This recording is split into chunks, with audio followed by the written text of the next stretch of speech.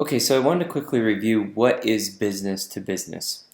The quick answer to that is that two Allmoxy instances can connect together.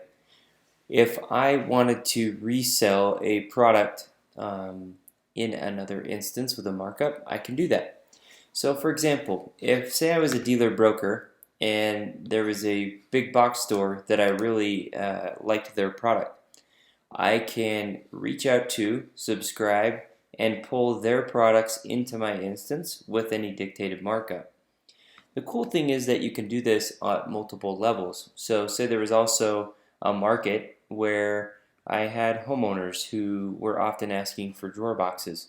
I could reach out to a manufacturer of drawer boxes, subscribe to their business to business enabled product, put the markup that I want to have and sell to, and now my homeowners can order drawer boxes directly from me.